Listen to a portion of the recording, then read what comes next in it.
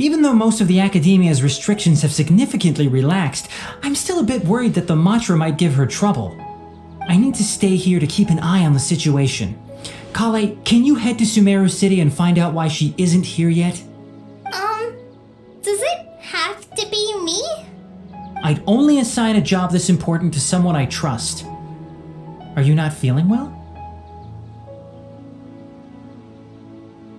Oh no, I'm fine. I've completely recovered. It's just that if I'm going to see her, I think I need to mentally prepare myself first. I know. You'll have a tough time if you go by yourself. If we could arrange for someone to accompany you...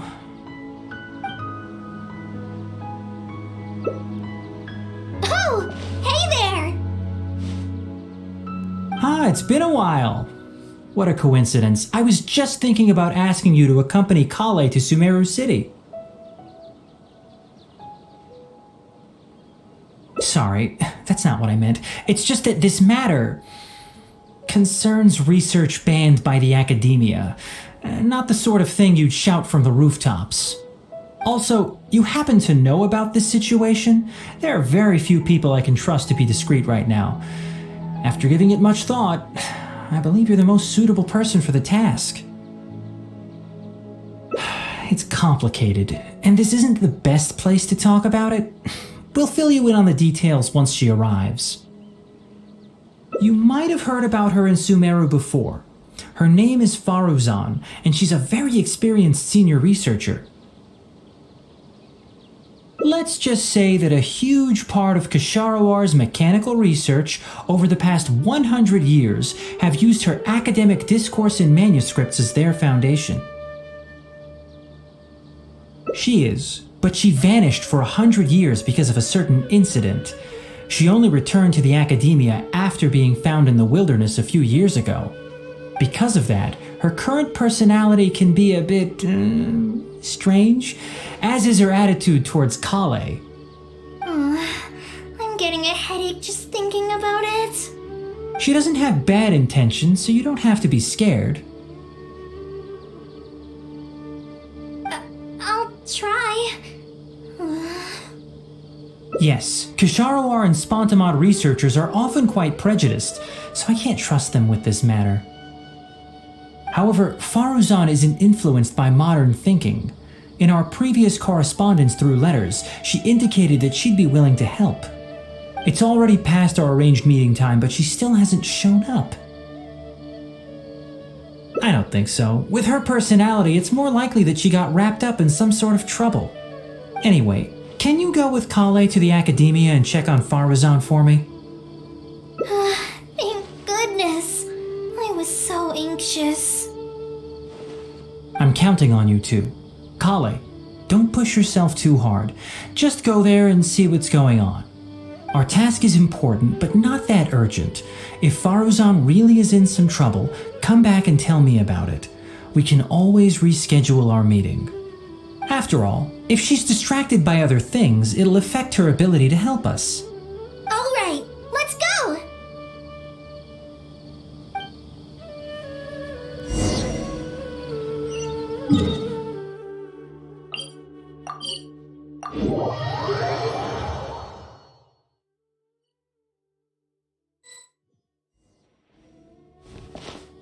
Sorry, what did you say? Oh, could you repeat yourself? As you know, I'm sure, hearing goes with age. Faruzan, I said that you need to give us an answer. Yes, And did you forget to add madam when you addressed me earlier? Your hearing is perfectly fine. Madam Faruzan, we don't want to make things difficult for you. However, you haven't been teaching courses or supervising theses these past few years. Isn't this rather problematic as an advisor? Never mind the students, even other advisors are starting to complain. And who, if I may ask, complained? If they have any issue with me, tell them to talk to me themselves rather than waste any of your time. You don't have to tell me anything. I very well know that it's those people from Haravatat. How I wish they'd put their time into doing proper research instead. But Madam Faruzan, it has been a long while since you last made any practical academic contribution yourself. Academic contribution cannot simply be divided between the tangible and the intangible. The issue here, I believe, is that the reviewer doesn't understand the very nature of knowledge itself. In any case, it makes no sense to use a metric like this to evaluate a mentor. Which sage set this rule anyway? I should write a letter of complaint right this instant. Wait! Madam Faruzan, please let me finish. That's her, all right. But the person with her doesn't look like a Matra. Shh! She hates it when people call her young! Her body apparently stopped aging during the year she was gone, so that's why she looks the same as she did 100 years ago. Okay, I think I'm ready for this. Let's go! Anyway, Akara Crafts and the leader of Kasharawar would like to invite you to collaborate on this project. They're wondering if you'd be interested. Madam Faruzan? Are you listening? Mm-hmm. Ah, Kale! Why are you here at the Academia? Are you feeling better now? I'm much better, Madam Faruzan.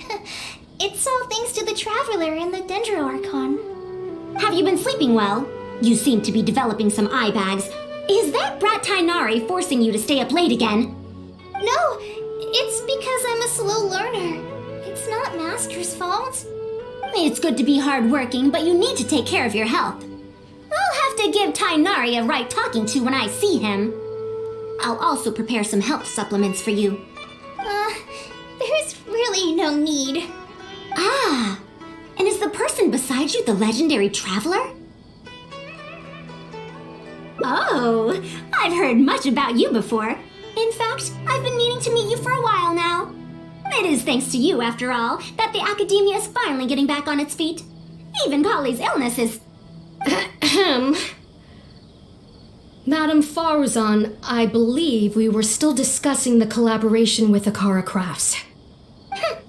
I'd wager it's those Kasharawar Dunderheads finding excuses so that I'd go to their darshan.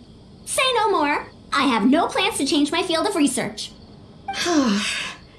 If you're this unwilling to participate in the collaborative project, you can also consider teaching a class. It might be difficult to teach a course with topics that only fall within Haravatat's subjects, but we can't delay this anymore. You need to give an answer. You can teach a course or participate in a collaborative project. If you don't do either, it'll be hard for me to persuade the advisors and students who have been complaining. Could you not give me a few more days to consider? This matter has been delayed for so long already. That's precisely the issue. If you don't give an answer today, I fear that someone will soon escalate their complaints to the sages. What a waste of free time these folks are. Now you two are here at Tainari's behest, I take it. I'm sorry, but given the current situation, it looks like I'll have to come over some other day.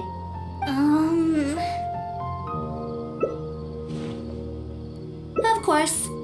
I shall need some time to think as well.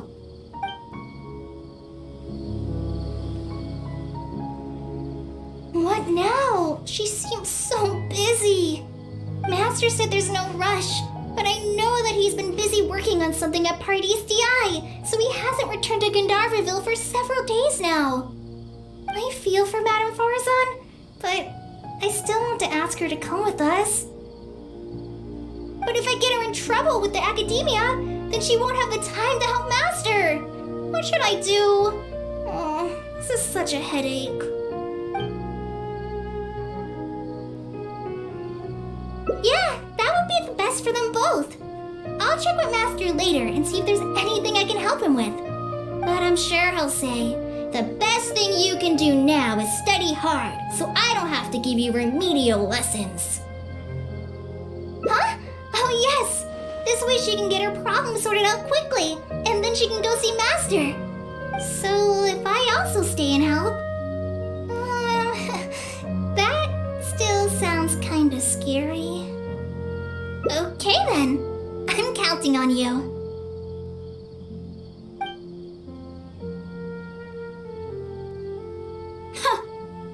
I have to teach students from Haravatat or owe Kasharawar a favor. It strikes me that they might be even less happy about such a deal than I am. I think I can sympathize with them. We're back, Madam Faruzan. The Traveler said that she can stay and help you. Oh, why I couldn't ask for more. In fact, I'm rather curious about the type of person the Traveler is. You were the one who taught Azara a lesson after all. That said, will I be troubling you? Is that so? Good. It does so happen that I do have something I need help with. Now, should I apply to teach a course with Haravatat, or join the collaborative project that Kasharawar is proposing? Honestly, I don't want to choose either of them. You might have heard of it before. Haravatat is an academic faction that researches languages and runes. 100 years ago, Madame Faruzan was a researcher from that darshan. Now, not was. Still am. Yes, of course. But current Haravatat students can't really... understand her direction of research. So even if she opened a course, chances are that no one would attend. In summary, I mean to interpret the configurations and solutions of ruin mechanisms via the deciphering of on-site stone carvings and unearthed documents. It'll include research into general documents dealing with such ancient machines. The research method is supported by Haravatat, yes, but the content deals heavily with both ruins and mechanisms. This will make it difficult for students of this darshan because they don't understand much about mechanisms. Also, there are fewer and fewer unexplored ruins left nowadays, and Kasharawar researchers have been developing their own theories on mechanisms. As such, they don't need to rely on ancient documents.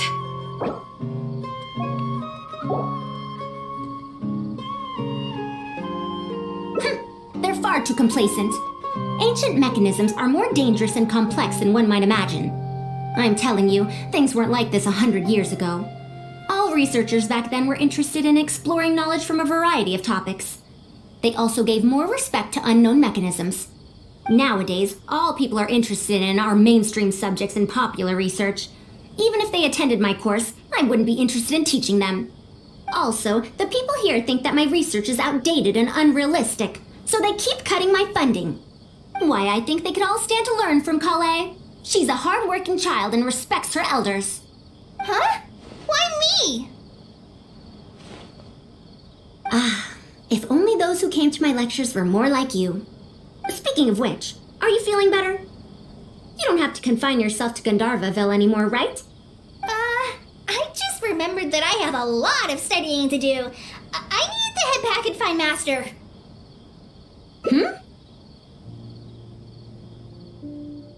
Are you telling me to start a reading course for Kale? Huh? Wait. Although Tainari has academic dealings with the academia, he isn't considered part of it. This means that Kale isn't technically a student. No, she's right. The old academia became consumed by their arrogance precisely because they ignored the public. There must surely be many people like Kale and Sumeru who are passionate about learning but cannot study due to various reasons. The old academia paid no heed to them. But if I start a reading course for Kale as a pilot, perhaps this shall come to benefit many more people in the future. I'll need to go back and ask if this is in accordance with regulations. Oh, save yourself the extra trouble. I'll come with you. If there's any arguments to be had, we shall sweep them aside together. Traveler, Kale, do wait for us a little while outside the academia. I'll be back in just a moment. Wait! Let's catch up with her.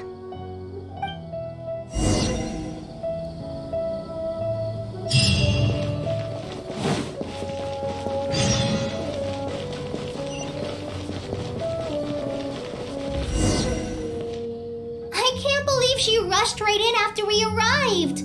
She's really headstrong. Oh, how did things turn out like this? No, not really. Madame Faruzan is a brilliant scholar. Even Master thinks so. If she's really going to teach me how to read, it'll definitely be much better than me bashing my head against the wall. It's just that she can get a bit too passionate sometimes. I don't know how to handle that. Maybe it's because she wants to take me in as a student? It's just like that researcher said. The academia has completely changed during the 100 years that Faruzan was gone. I don't really get it, but it does seem like Haravitat's students aren't optimistic about the prospects of doing research with her. Students who are interested in mechanisms and applications of the elements generally enroll in Kasharawar and Spontamod. Madame Faruzan also refuses to accept random students just to make up numbers. She still hasn't found a student she likes, even after all this time back. But she seems to like my attitude toward learning, so she often asks me if I'm willing to become her student. It's because I'm a slow learner that I have no choice but to stay up late and study. Whenever she compliments me, I feel really guilty. It's not that. Madame Faruzan respects my choices. She hasn't been trying to persuade me, especially since she knows I need to rest and recuperate. She sometimes brings food to Gandharvaville for me, and each time she says that Master can't find out. Now that you mention it, it does feel a bit like that. Do I really look that young? Kale, Traveler, thank you for waiting. The issue has been resolved. I argued with the higher-ups and convinced them of the practicality and necessity of educating the general public. If I'm not mistaken, they're the students of my classmates' students. They're a lot less forceful than their predecessors, though. I'd say they caved rather quickly. Amazing. It's just that we need to fill in every single page of the application. It's been a century, but the academia is as picky as ever. Let's see now. What do we need to fill in? Course name, learning objectives, teaching methods, course materials. I suppose we can fill in the course name last. That's a bit too general, I'd say. After all, this class's target audience isn't toddlers or children, but rather people who already know the basics of reading. As such, we'll need a more specific learning objective. How about proficiency in reading and writing? That's true. If we use children's teaching materials, we'll only end up wasting a lot of time on things that students would already know. And you have your job as a forest ranger, Kale. People who attend this course in the future are also likely to have life commitments. We need more effective teaching methods. Master always tells me that practice is the best way to learn. That's why I often ask him to help me find simple books to read. It must have been difficult to get books in Sumeru in recent years, no? Tainari really went the extra mile for you. Expanding literacy is a capital notion. Now that the academia is easing restrictions on the circulation of books, there should be more people who have become interested in reading. It's a great time to conduct this course.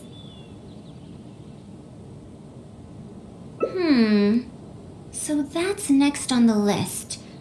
I fear that I'm at a loss as to which books youngsters like nowadays. Would The Legend of Antara be too old of a story?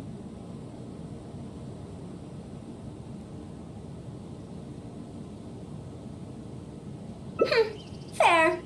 Kale, what have you been reading lately? Me? I've been reading light novels from Inazuma. I heard that ever since we were allowed to sell books in Sumeru again, some people set up stalls at Treasure Street to sell light novels. I've been meaning to go there and check it out. Light novels? This is my first time hearing about such a thing, but I doubt I will procure suitable teaching materials from the House of Dana. Treasure Street it is. Wait for us, Madame Faruzan! You wouldn't think someone as fast as her is over 100. Let's pick up the pace and catch up to her.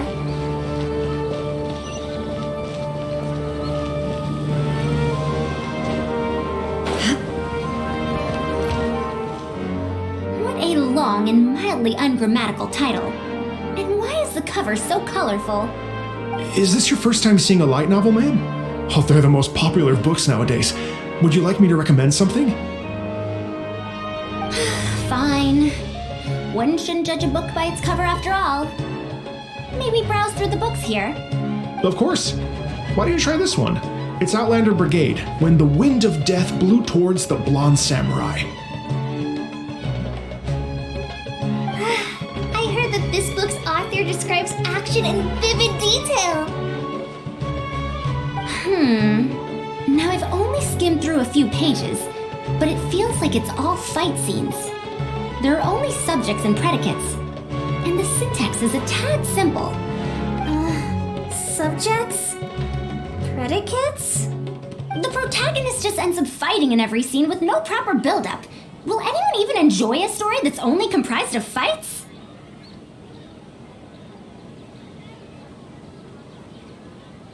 How about... the good thing about being reincarnated as a hilly churl is that I only need to eat Sunsetias to become stronger. A reincarnation isekai story? Those are pretty popular right now. Isekai? What in the world is that? Also, why does it become stronger by eating Sunsetias? Tropes? Those fictional rules used to push the plot forward, yes? They're definitely effective in achieving a distancing effect. Sorry.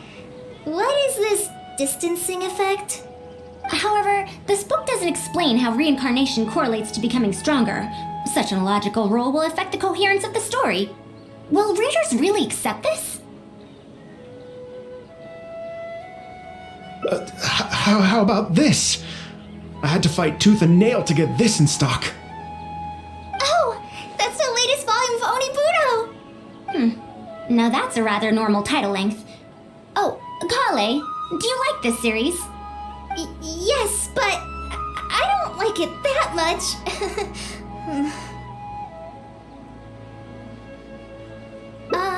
Madam, are you going to use this series as teaching material? Let me see.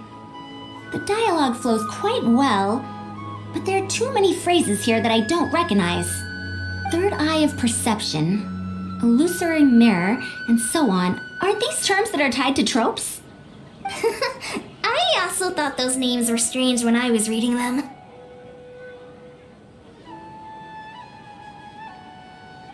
It's impossible to derive the meaning of these phrases in isolation. Also, their morphological properties are quite pedestrian, really. Or did the protagonist purposely create these strange names to disorient their foes? So there's no deeper purpose.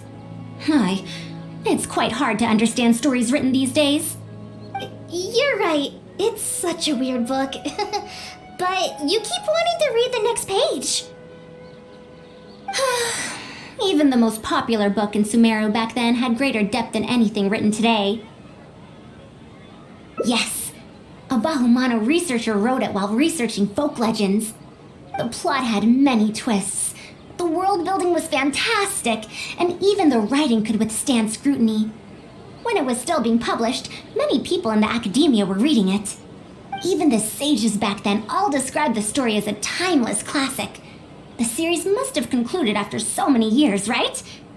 Perhaps it's even more popular now. Is there a book like that in Sumeru? I've never heard of such a thing before. What's the title? It's called Tales of Shariar. Do you sell it here? Tales of Shariar? I don't think I've heard of that before. When was it published? 100 years ago. 100 years ago? Are you pulling my leg? What sort of book can remain popular for 100 years? The legend of Antara is popular to this very day, isn't it? I just heard someone telling it a few days ago in a cafe. If an old story like that is still being shared, then Tales of Shariar must be even more popular. Even if that is the case, I really don't carry that book here in my store. What? Is that because of the Academia's strict control over books in recent years? I can't believe they've allowed the people of Sumeru to become so uncivilized. How can they not know about the Tales of Shariar? Tales of Shariar? Oh, wait! I think I heard an antique seller on the other end of Treasure Street mention that name before. I mean, it is a book from 100 years ago. Why don't you try asking for it there? Tales of Shariar is considered an antique now? How could the Academia have let such an excellent work of literature be forgotten like this? Traveler, Kale, I'm going to get to the bottom of this. Let's meet at the antique sellers. Madam, wait! Oh no, this is bad. You asked me if I'm scared of Madam Faruzan, right? It's not because I don't know how to respond to her kindness. It's because I'm afraid of that ancient language she researches, because I can barely understand any of it. What if she uses ancient texts as teaching material? Even so, what if researchers from 100 years ago like to use ancient languages in their books? We've got to catch up to her!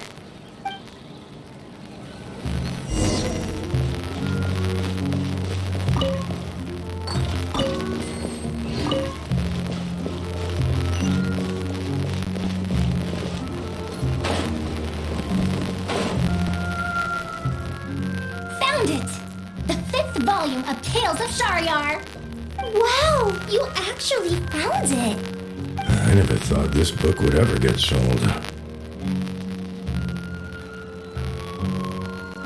All right, that's our teaching material secured.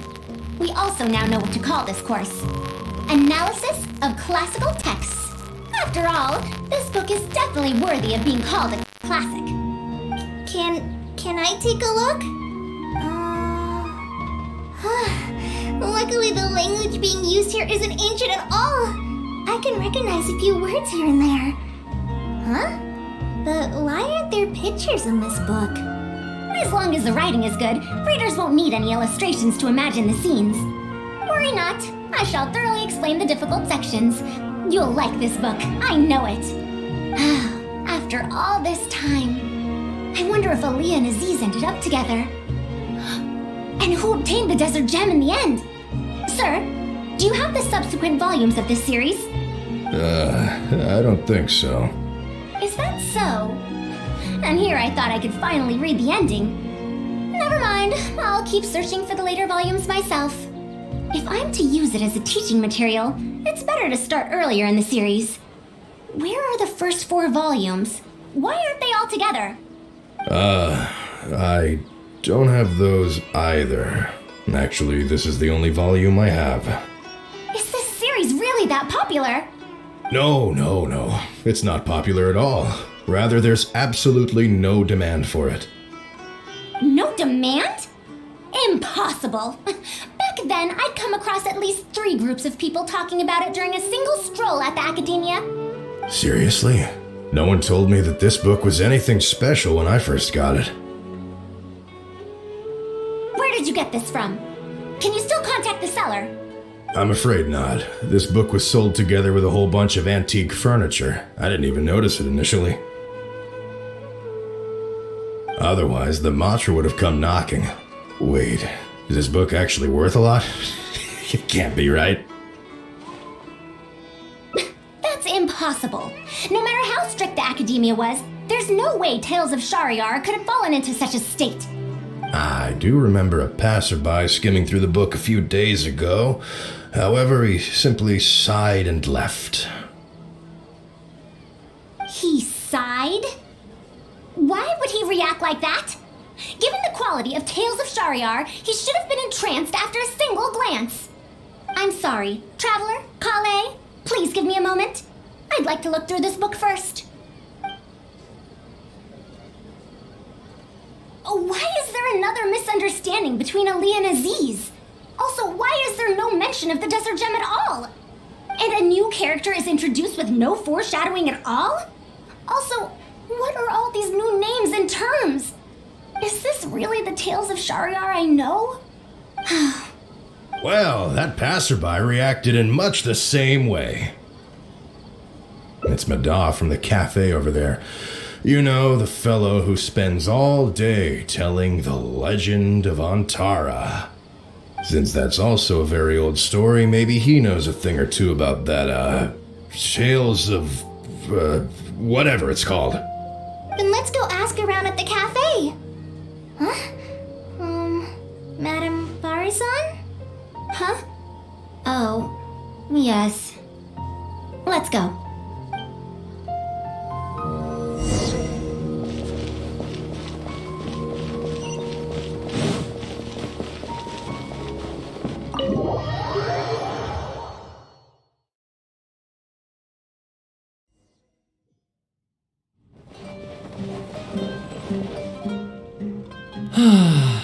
Another day, another empty room.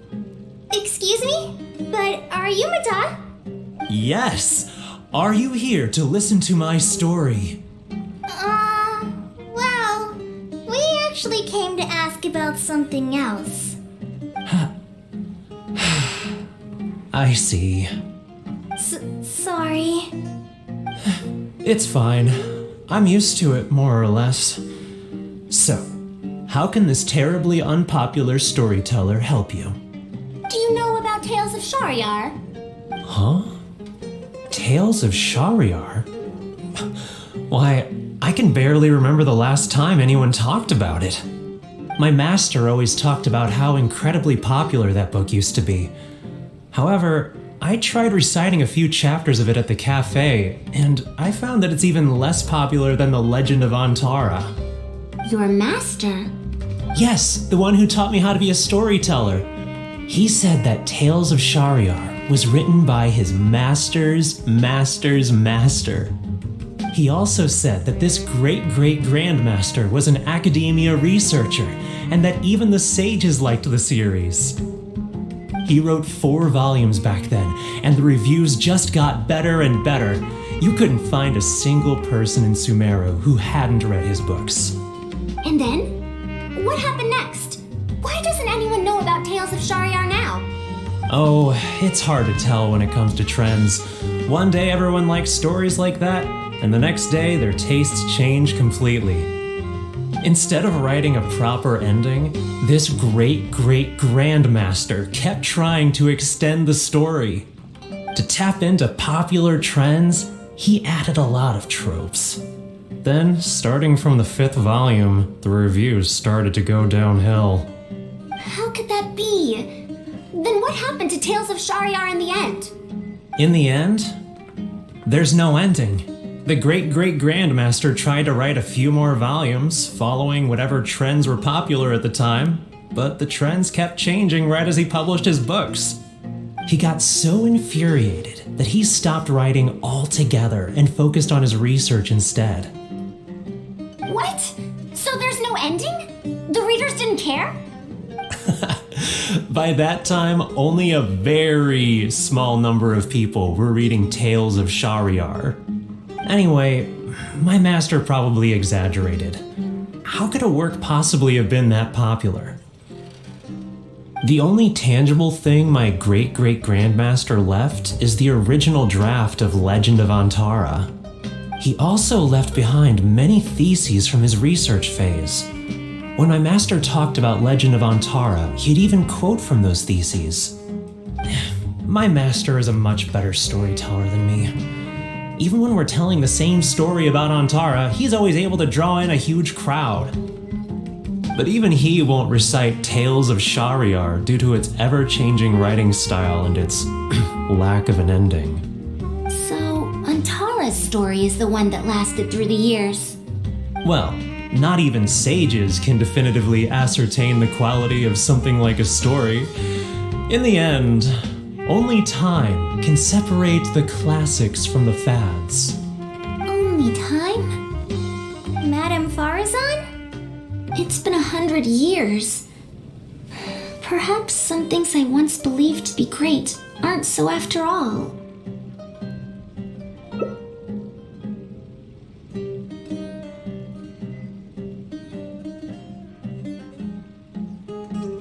Yeah! Master helped me find a lot of famous books at first, but in the end, I realized that I couldn't get into them. No matter how good those stories are, I can't improve my skills if I can't bring myself to read them in the first place. I think the best books for me are the ones I like. Huh. Indeed. That is true. Readers' interest in trends of a time are not things that are so easily predicted. What was popular 100 years ago could be completely forgotten in modern times, and yet 100 years, as far as history is concerned, is but a blink of an eye. If Tales of Shariar hadn't chased after trends and instead stuck to its original style from start to finish, it might have stood some chance of gaining renewed popularity. No, even if that didn't happen, at least it would be a work that was true to itself. Huh? Our conversation just got a lot more serious. I don't really get what you're talking about, but it does sound sensible. Looks like I also have to hang in there and tell Antara's story well. How unseemly. I almost got carried away because of a single book. Well then, we should get back to the matter of our teaching material. It looks like we can't use Tales of Shariar now. No, it's much too old. Oh. Kale, you found a book that you liked at the bookstall, yes? Yes, but I don't really... Then we'll use that book as our teaching material. Now that I think about it, using a book that you like is the most suitable choice for teaching you how to read. As for the academia, as long as we come up with an appropriate course name, we should be able to get away with this. My, it sounds like you've dealt with the academia before. Let's go with that. Now then, let's return to the book vendor in a bit and buy the latest volume of this Onibudo for Kale. But if I wish to use it as teaching material, I have to read it first. Huh? Speaking of which, other than third eye of perception and illusory mirror, I also espy some unfamiliar phrases from the reader's messages at the back of the book. Such things as, even if it reminds me of my dark history, I still can't help but be drawn in by the story. And the author has written all the things that I only dare whisper into a tree hollow. Why do people use dark history to refer to awkward or embarrassing memories? Is this some slang that was invented in the last century? If one of our learning objectives was researching linguistic changes over the past 100 years, it might make it easier to get these books approved as teaching material. Oh, I can tell you what that's all about. Apparently, in their youth, some people used to imagine themselves as someone burdened by fate, fighting against the world, etc. But as they grew older, they started to become embarrassed by such memories. Some would write those fantasies into novels, while others would entrust such tales to tree hollows. Mana? You know, I suddenly have the urge to hear a story about Antara. Huh? Why so suddenly? I knew it. There will always be people who love the golden oldies. Now, let me tell you all about the ancient hero, Antara.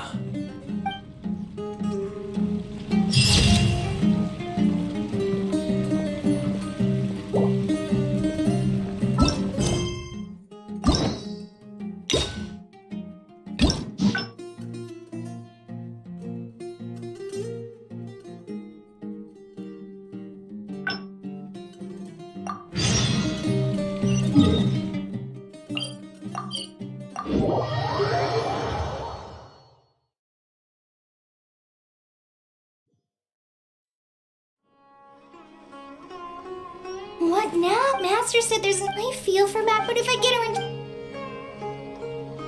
But if someone does complain to the academia, wouldn't it make Faruzan's situation more awkward? And if the academia investigated and found her at Party's DI, things would get even worse for her. Do you have some way to invite her over to Party's DI without stepping on the academia's toes? Okay then, I'm counting on you.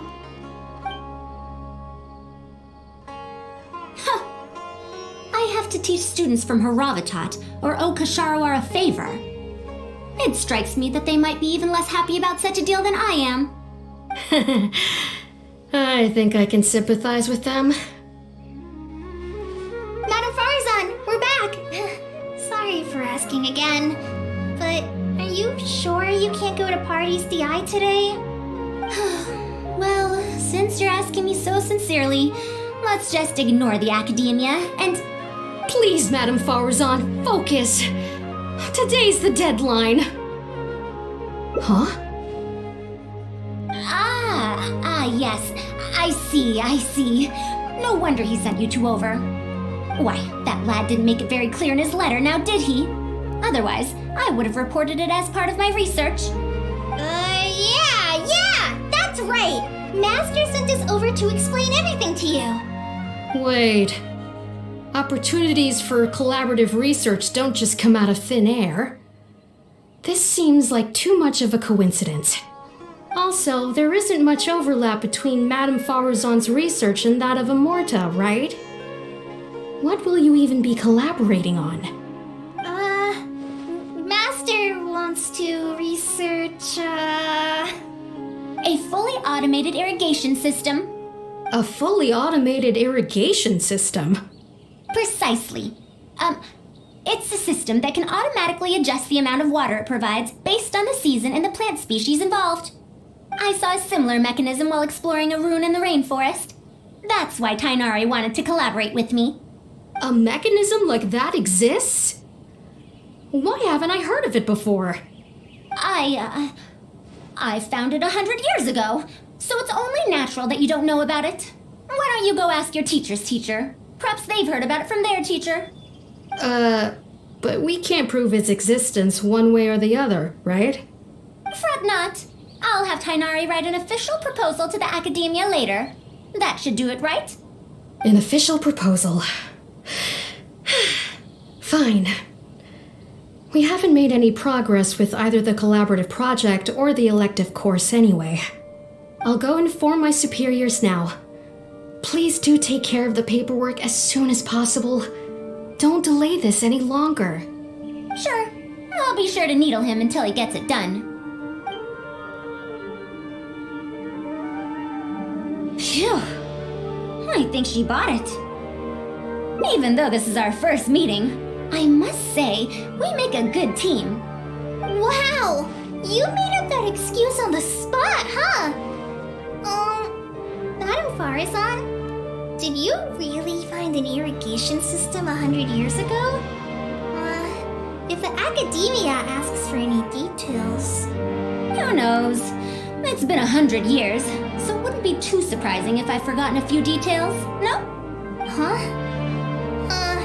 Then how will we explain things to them? I'll let Tainari worry about whatever documents we might need to send to the academia.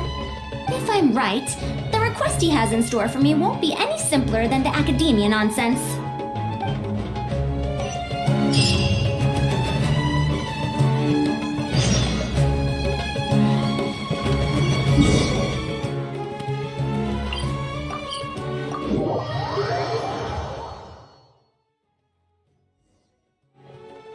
Master, we're back!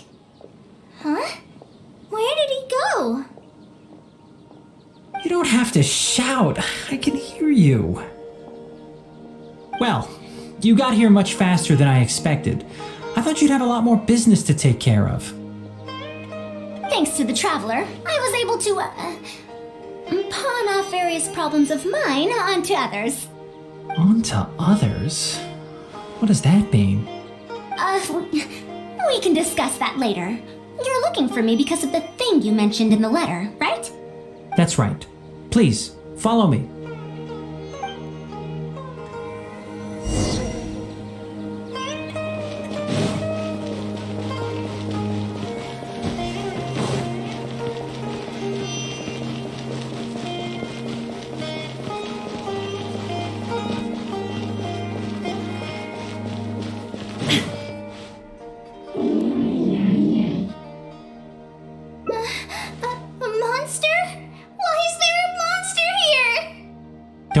scared, Kale. This is the mechanical life form the Traveler and I saved a while back. Its name is Karkata. It's the final work of a late junior of mine. You mean Abatui? He must have been a genius to create one of such polish all by himself. It's uncommon that a Spontamod researcher is able to create such an intricate machine. If he were still around, we could probably chat the day away. What a shame. Something seems wrong here. Have you been maintaining it? Mechanical life forms are much more fragile than they look. Is Karkata sick? Karkata has been lying down like this since a few days ago. It could be an old malfunction acting up again. I've taken a few courses conducted by Spontamod before, so I've managed to perform some passable repairs on Karkata's energy supply module. However, it seems the issue this time is with its transmission. My knowledge can only prevent its condition from deteriorating any further, but Madame Faruzan, you should be able to find a way to repair it. Not necessarily. Mechanical life forms are created using techniques from alchemy, elemental science, and more. There are multiple modules here that influence each other. A simplistic knowledge of mechanisms will not serve here. You know that as well. Each mechanical life form is very different from the next. So even I cannot be sure if my understanding of mechanical life forms is going to be of any use to our little crab friend here. Karkata. Can you all go outside for a minute? I need a bit of space. Before I do a thorough check, everything we've just said is but conjecture. All right. We're counting on you, Madame Faruzan.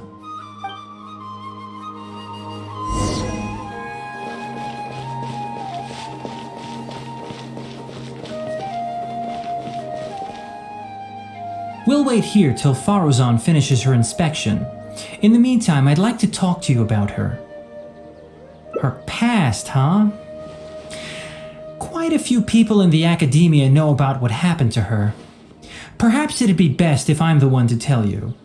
I've told you before that she disappeared for 100 years, right? From her perspective, trapped might be a more apt description. Her exact words were, That ruin was crawling with traps and coded inscriptions from wall to wall. I did all I could to decipher the code and deactivate the traps to escape the ruin, but there was no way out. I lost track of time and I ran out of pen and paper. In the end, I had to use stone shards to write on the walls and on the floor to decipher the code. Then, before I realized it, I ran out of space on the walls and floor. I had to calculate all the possibilities in my mind. After that, my memory started to become fuzzy, and my cognition slowed down. she doesn't remember anything else, including the location of the ruin and how she finally managed to escape. When she was found in the outskirts of Sumeru a few years ago, she looked exactly the same as she did 100 years prior. However, she was in a stupor and struggled to form sentences. Only after a lengthy recovery period could she speak again. The academia speculates that she must have gotten trapped in an unknown ruin while researching machines a century ago. And because of the ruin's special properties that halted her aging, she was able to use those 100 years to crack the trapping mechanism and then escape. Though she had finally broken free, 100 years had passed. Everyone she knew, and everyone who knew her, was already gone.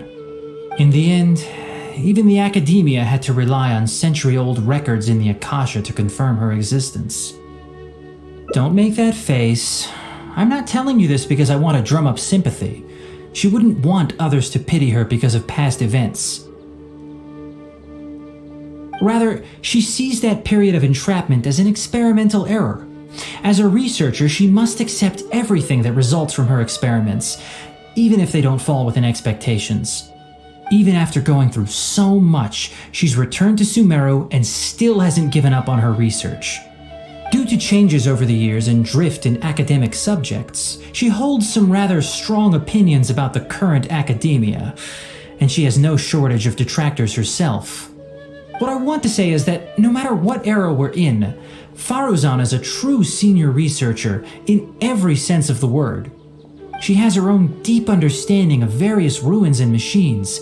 If there's a chance, you should talk about them with her. It'll definitely be helpful for your journey. Master, Madame Faruzan's done. Oh? Let's head over. With any luck, she might have figured something out.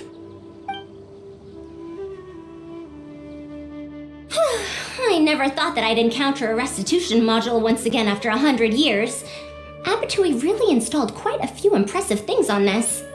If my guess is correct, this mechanical life form has displayed attempts at self-sustenance before, right? Such as collecting parts to repair itself, for instance? It used them for something else, but as far as its design goes, it does have a function like that. I knew it.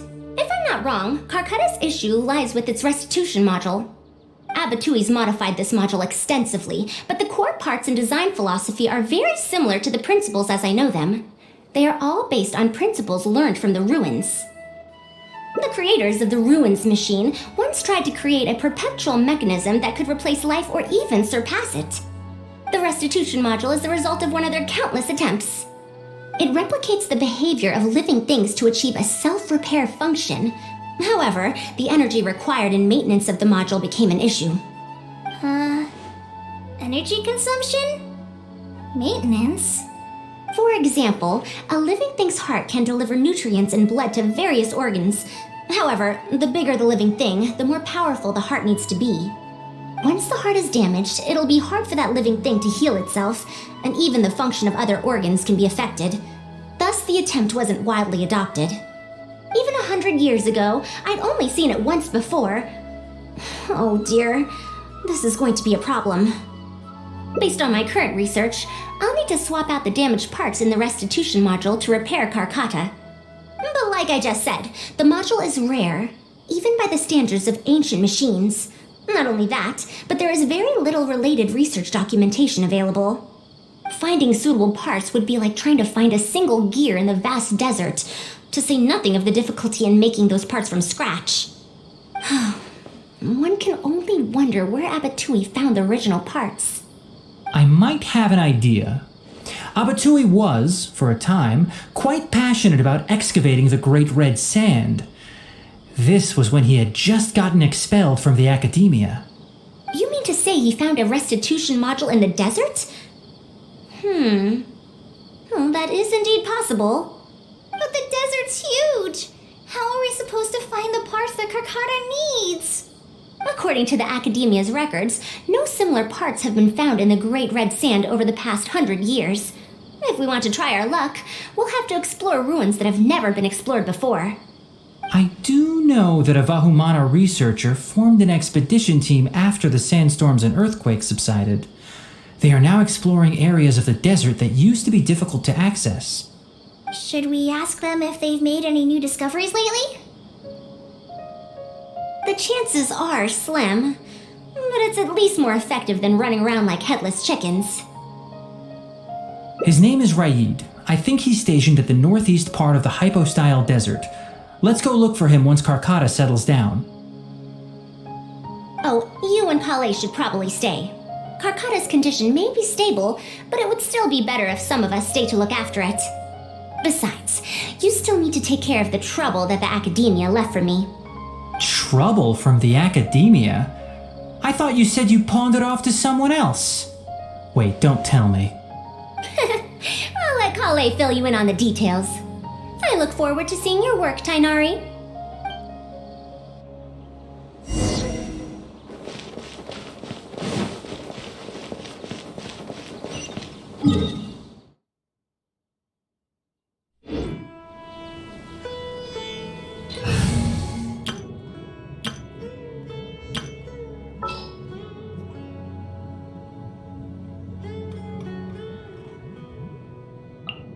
Need the help of an elder, huh?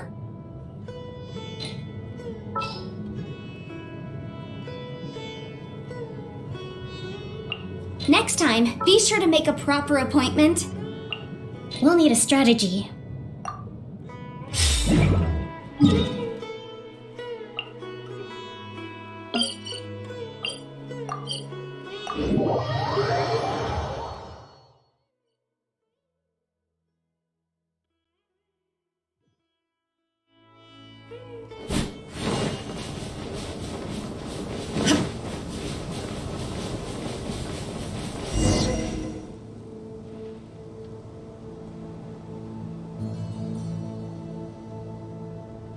is this? Halt! Mr. Raid's permission is required to proceed any further. That still won't do. Mr. Raid told us to keep people away from the ruins so they don't damage the site. Damage the site? I've excavated more ruins than you visited restaurants. Which batch of students is Raid from? I want to see him right now. He isn't at the campsite now. You should all leave. Only he can give you permission to enter. What a stubborn guy. You're right. Even if there is new information, we still have to wait for him to come back so we can ask him about it. So let's just see what we can find out from the people here.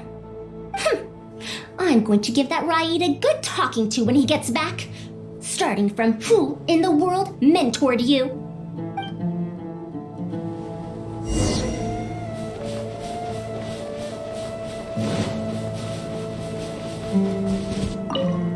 The ruins? Don't know anything. We were only hired to deliver water and supplies to them.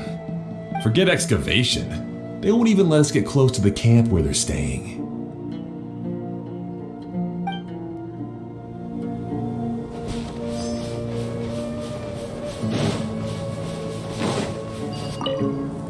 That machine looks amazing! Could it be the legendary Ruin Wanderer?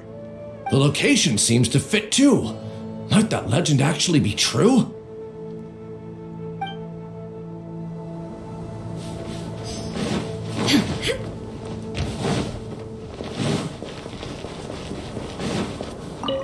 This area used to be ravaged by frequent sandstorms, but it's been calm lately for some reason. They say that this was done by a single traveler? But seriously, is such a thing even humanly possible?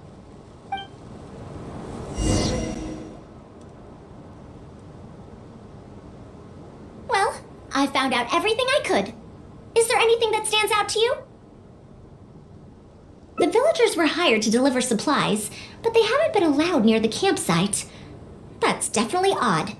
However, I'm more concerned about this Ruin Wanderer they speak of. Ruin Wanderer. That's the first time I've heard that name. But that wreckage did seem a bit weird. It's a bit far away, and I can't really say for sure from this distance.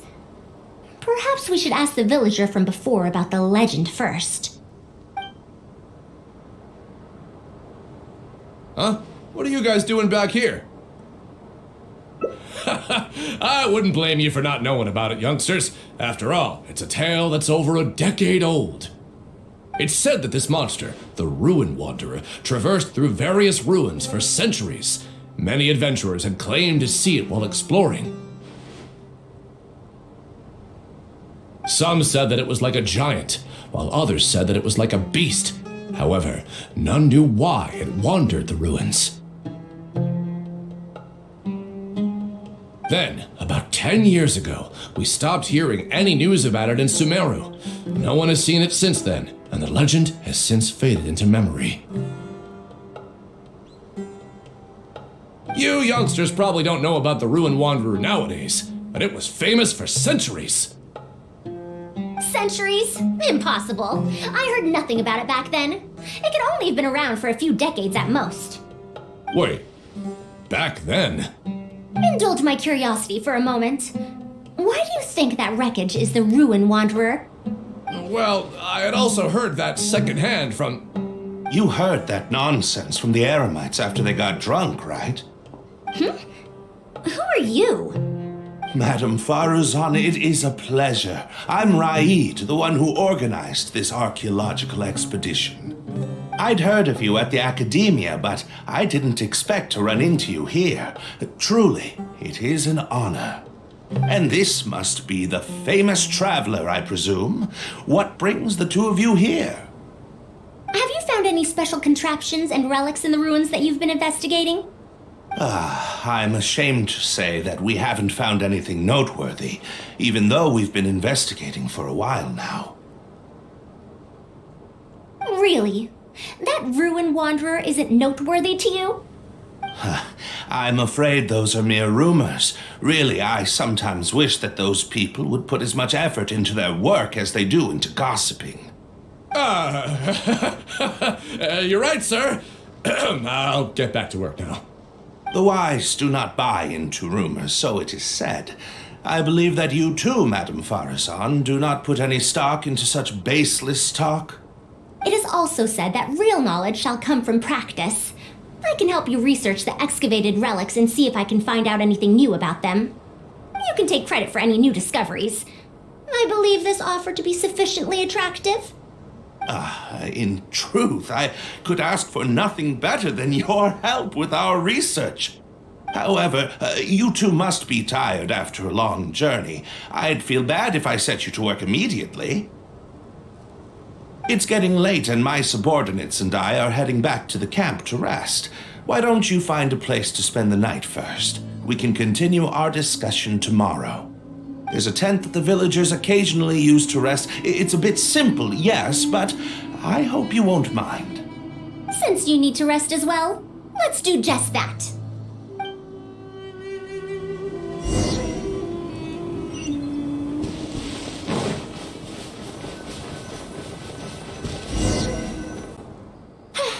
This is quite far away.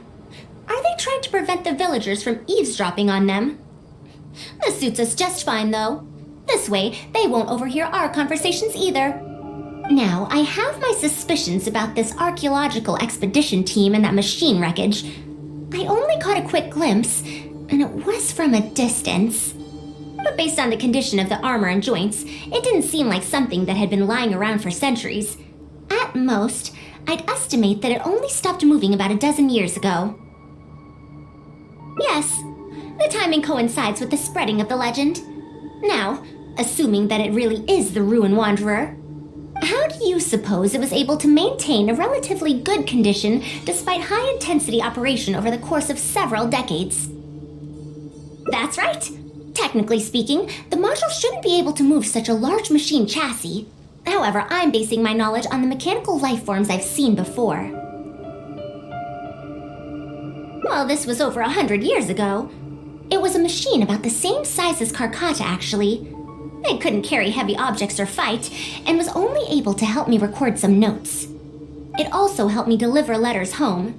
I found it near the desert, which is why I wondered if there might be more restitution modules buried around here.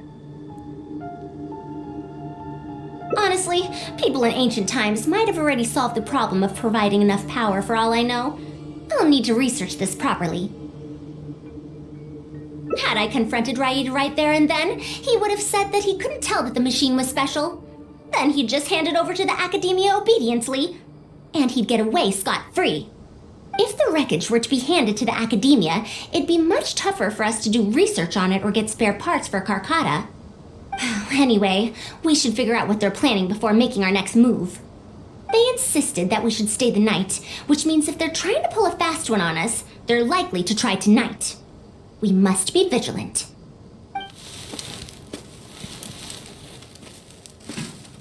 Are those sounds coming from the excavation site? I knew they wouldn't be able to wait. They must be scared that we might discover something tomorrow. Not a single person guarding the campsite. This must be quite the manpower expenditure. I'll see if they left any clues behind at their camp.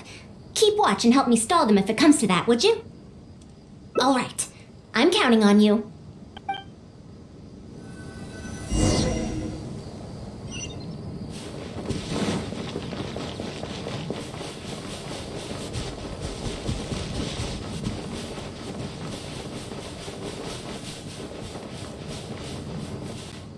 Why isn't the tent here yet? We need to switch it out tonight.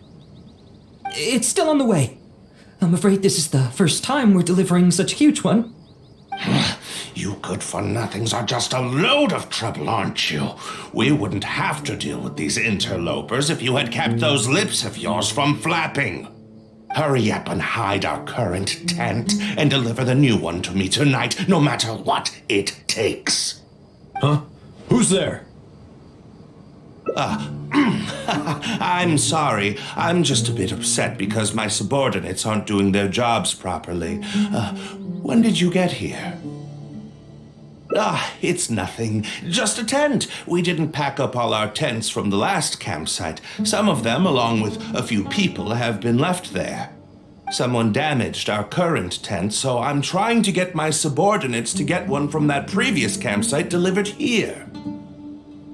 The relics in the ruins are highly valuable, so I'm worried that treasure hoarders and bandits might try to steal them. Since the tent isn't here yet and I can't fall asleep, I came here to patrol. Well, these things are antiques after all. There will always be people interested in buying them. I hired so many people precisely because I was worried about that happening. Speaking of which, I'd like to ask, is the Academia really aware that you've traversed through the desert to come here in the middle of the night? Also, where's Faruzan? Why isn't she with you? I'm right here. Also, you forgot to address me as Madam.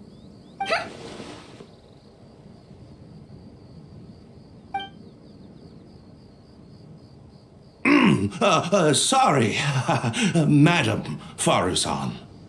You were all making so much noise that I couldn't sleep, which is why I got the Traveler to find out what was going on. But for some reason, that one task took forever, so I came to check in on the situation. I'm very sorry for disturbing your rest. I'll tell my subordinates to be quieter on patrol.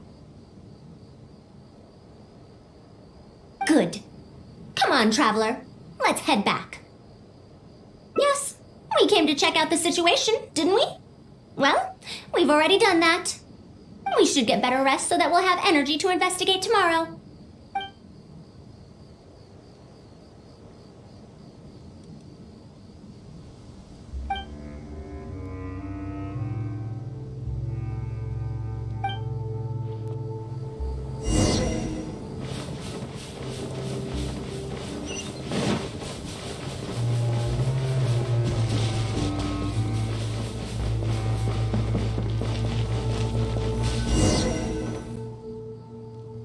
Thanks for dealing with them.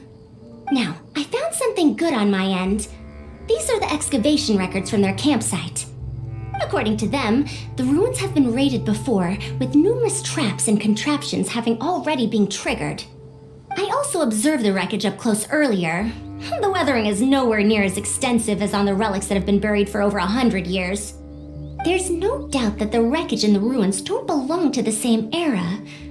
Instead, it must have wandered into the ruins about a dozen years ago. It could have fallen into a trap or encountered a glitch within the ruins, remaining stationary like that until it was discovered recently. However, I still don't know why they'd want to hide it. I have no doubt that the researcher could definitely reach the same conclusion I did. The last few pages of the excavation records are written in code, which I still need time to decipher. The answer may lie within those pages. It's just wordplay. And if anything, that's my wheelhouse.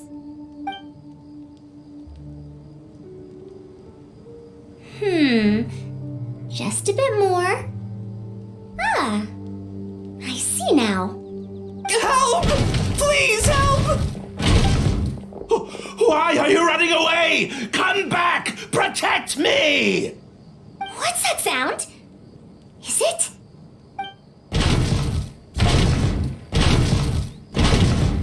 The Ruin Wanderer? Reactivated? That's impossible! Is this the work of some kind of hidden mechanism?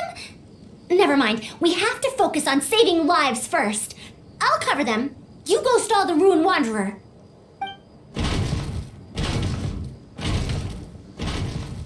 What? It ignored the Traveler? Why is it chasing after us? What could have caused it to reactivate? Did it give chase? Darn it! Hey, come on, you lot! It's clear that we can't escape, so let's just attack it!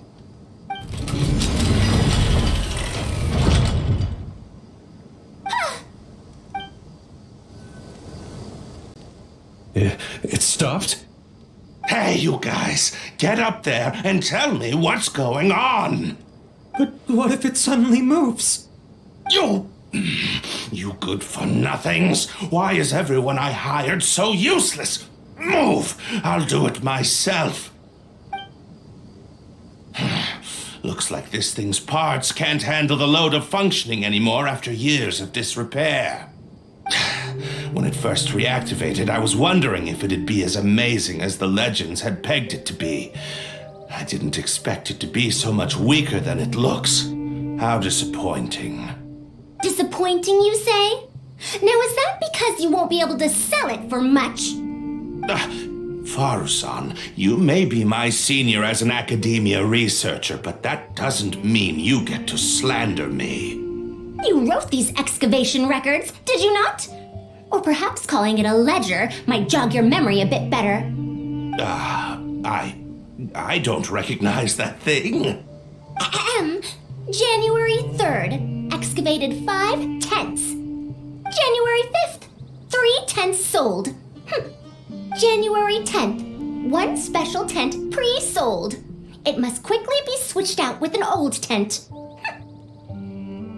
You're supposed to be an archaeological expedition team, and yet here you are, secretly selling the relics and profiting from it. When you believed that you had found the wreckage of the Ruin Wanderer, you tried to switch in wreckage that you had excavated previously to pull the wool over the Academia's eyes.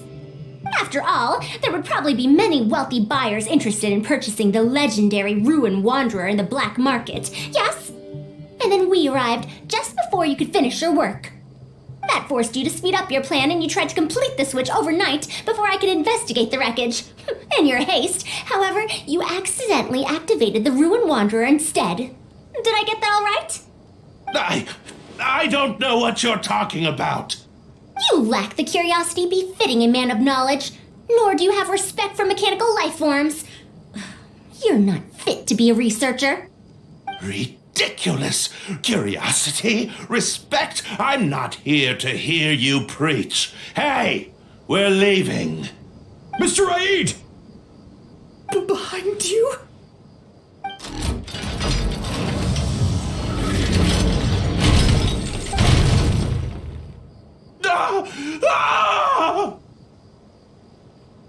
Why is it moving again? Run!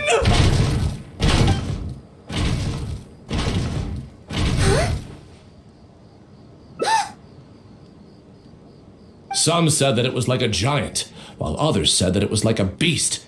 However, none knew why it wandered the ruins. Technically speaking, the module shouldn't be able to move such a large machine chassis. However, I'm basing my knowledge on the mechanical life forms I've seen before. Centuries? Impossible. I heard nothing about it back then. It could only have been around for a few decades at most. Why is it chasing after us? So you've been looking for me this whole time?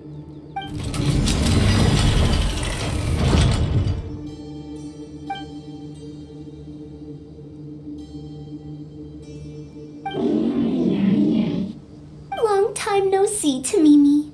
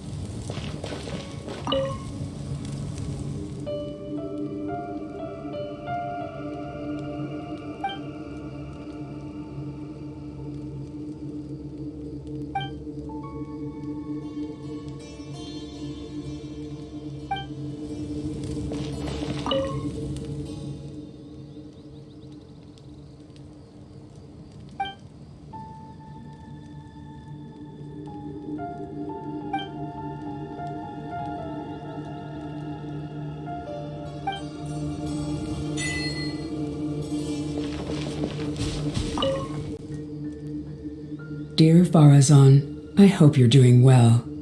It has been over 20 years since you went missing. People from the academia keep telling us to give up and that you're most likely dead. But somehow, I feel like you're still alive.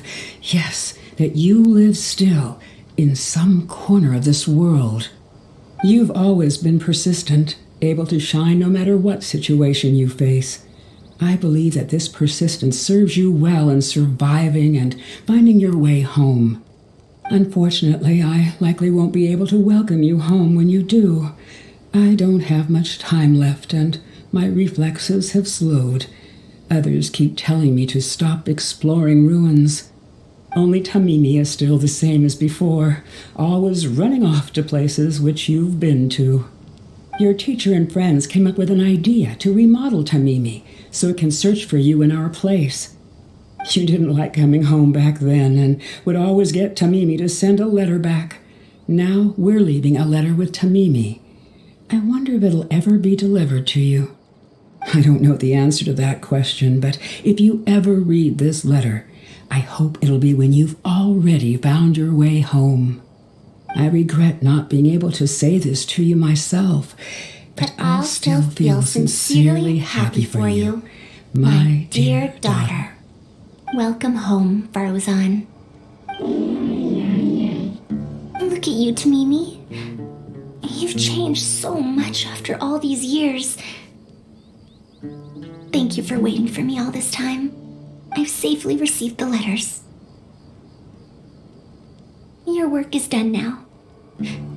You can sleep. Tamimi, the mechanical life form I encountered back then. When I would go on expeditions, it would follow me, take notes for me, and send my letters home. When I met with that accident, it was on the way to deliver a letter for me. I once thought that I'd never get to see it again. I didn't expect my teacher and others to remodel its self-repair function, upgrading it to self-learning.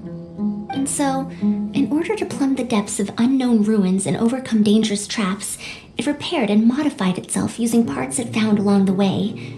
1 decade of wandering became many, and soon, Tamimi, which used to be incapable of even moving heavy objects, became the Ruin Wanderer.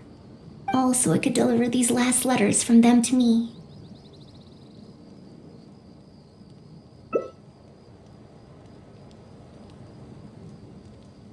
The strain to support such a huge body must have turned out to be too much for your heart, right?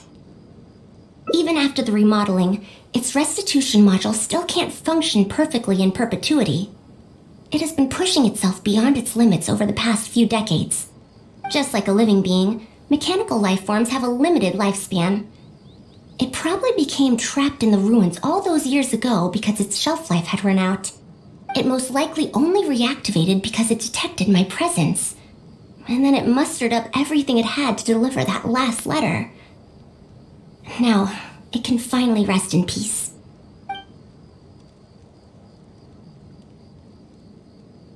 Tainari told you what happened to me, right? You don't have to apologize. It's not like this incident is a secret in the academia. Besides, I've always treated it as a failed experiment. As a researcher, I must accept this result. However, finding out that so many people were affected by my failure does make me feel somewhat conflicted. Can you head back to Pardis DI first? We've been here for a while, and it's best not to make Kale and the rest worry. As for me, I want to stay with Tamimi for a bit longer. Just a bit.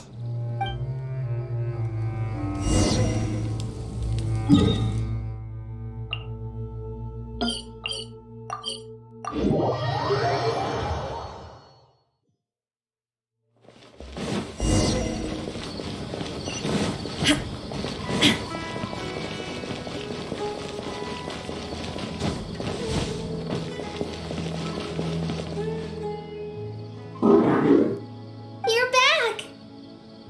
How was your journey through the desert? Wait, where's Madame Faruzan?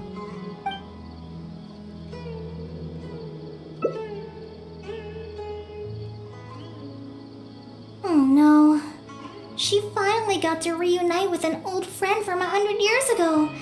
But As a researcher, she could perhaps accept it. However, as a friend, a student, and a daughter, we should give her some time.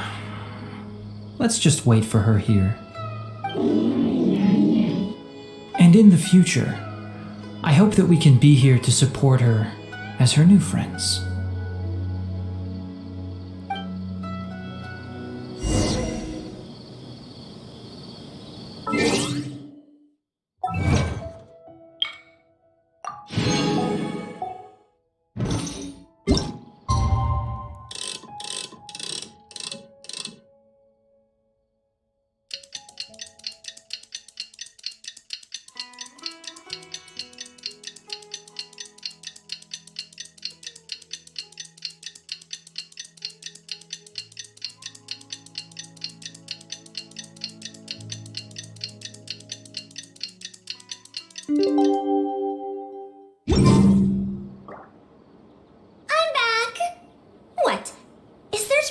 welcoming party.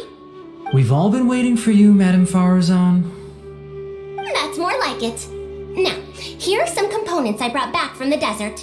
Switch these out with the ones Karkata is using right now, and it'll be back in ship shape. Huh? Why do you all look so solemn? Come now. Liveliness befits youngsters more. Madame Faruzan, did these parts come from... Come now. I thought that you must have encountered some major problem. This isn't something you have to worry about. Well, it looks like you already know everything, but no need to feel bad. Like I said before, as researchers, we must learn to accept our failures. Tamimi had been operating beyond capacity for a century, and I'm unable to repair it with my current abilities. Not even with these parts. It would thus be much better to use them to extend Karkata's lifespan. As a senior, it is only right that I do something for the people who come after me. That holds true for both researchers and machines. Besides, I didn't say that I would be giving you these parts for free. They will only be used for Karkata temporarily. Otherwise, you wouldn't be able to help me with my research. I'll be sure to revive Tamimi once I've fully deciphered and replicated the creations of the ancient civilization. All right, I'll do my best to help. Me too. Although, I'm not sure if I'll be much help. Thank you. If they could remodel Tamimi successfully even back then, there's no reason why we won't be able to do even better. And when that day comes, I'll be sure to say, welcome home, Tamimi.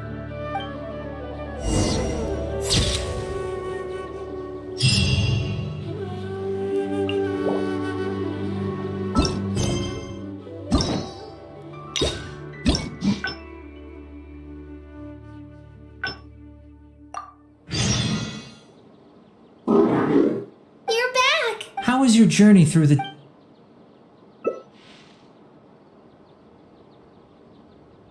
So Madame Faruzan has some other things to settle.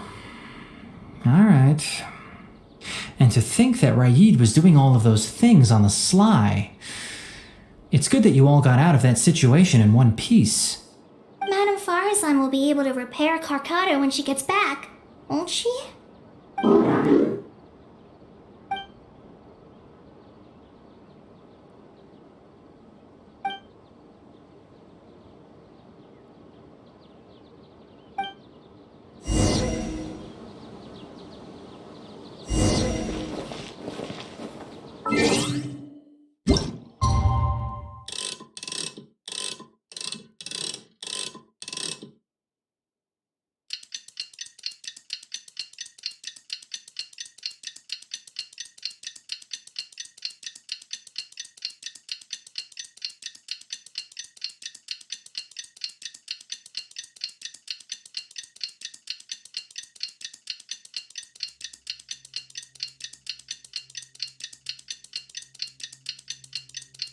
I'm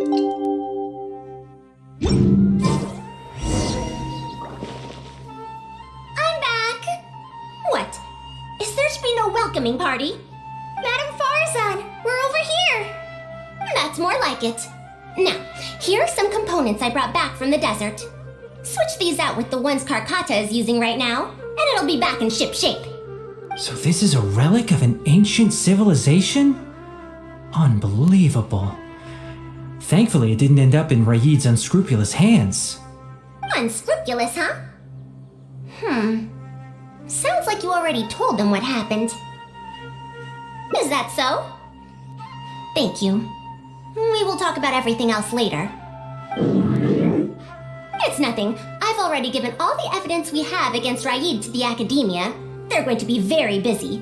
Too busy to bother us, I'd wager. I'll start repairing Karkata then. Kale, can you help me out? Of course!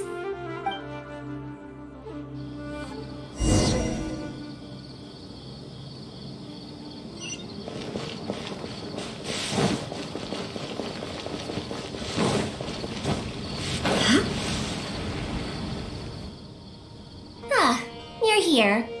Thank you for keeping Tamimi a secret. If I tell them about Tamimi, will they still feel happy for Karkata? Even if we could convince them to accept the components, they'll probably still feel bad about it. I don't want my past to affect people in the present. That applies to both me and other people. It's fine. I'm used to this. I once believed that I'd never hear from my old friends and family ever again. Even their faces are getting hazier in my memories. However, I could remember them clearly again after reading the letter Tamimi handed to me and learning that they'd never given up on me. That's more than enough. I'd be disappointing them if I let myself fall into a slump because of this. Neither my teacher nor my mother would have wanted to see me like that. Besides, you're lending a listening ear to me now, aren't you? Oh, Pardias DI looks pretty scenic at night. Will you take a stroll with me? Once Karkata's condition stabilizes, I'll find a chance to tell Tainari and Kale about all that. But for now, just help me keep this secret. Thank you.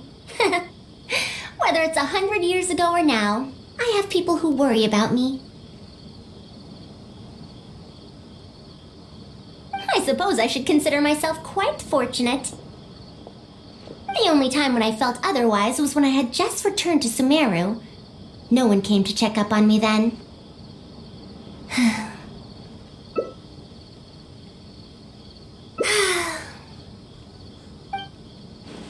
Yeah, I'm home.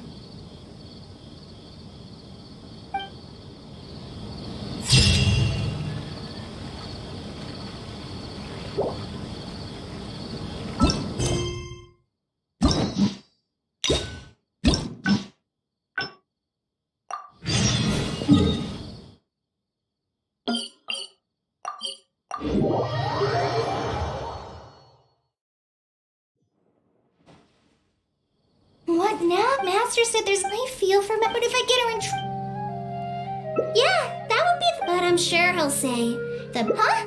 Oh, so if I also stay and help? Okay then. Huh. We're back, Madame Faruzan. The travelers. Oh, why I couldn't ask for more. Is that now? I don't know if Tainari's told you about this before, but while my research involves learning about ruins and the mechanisms within them, I don't belong to Kasharawar, which specializes in researching mechanisms, nor am I in Spontamod, which specializes in researching energy flow. Instead, I'm part of Haravatat, which specializes in languages and scripts.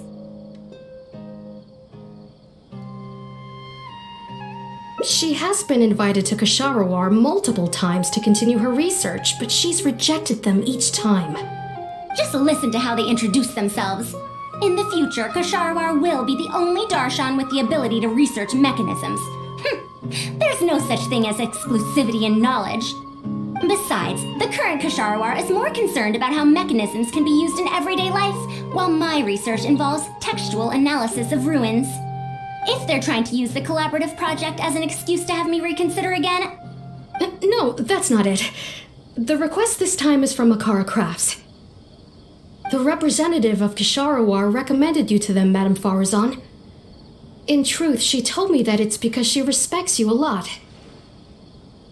Oh, respect? Oh, my. Putting aside my ideological differences with Kasharawar, I suppose I must acknowledge this attitude of theirs. At the very least, they're bounds above those decrepit Haravatat fools. Yeah, Akara Crafts is a pretty nice shop. Well, since both of you feel as such, I shall first hear this proposal. In summary, Akara Crafts wants to design a series of early learning toys that will cultivate curiosity and learning in children. Early learning toys. Interesting. The academia agreed to work with them because they hope that these toys can help children become excellent researchers in the future. True. The current academia is in need of some new blood. If the children start learning now, perhaps I can find some talented students in a few years. Madame Faruzan, you still haven't found any students? Anise, Kasharawar's representative, should be staying in the inn at Port Ormos. If you want more details, you can find her there. Port Ormos? Now there's a place I haven't been to in a long time. I wonder how much it's changed. I probably I can't join you since Port Ormos is a little far from here. I should probably go back and report to Master, and then review today's homework. No worries. Go do your homework, Kale. Once I'm done with everything here, I'll head over to Pardistii. Thank you. Why, I'd even call this a rare chance for a curious researcher like myself to observe the legendary traveler up close.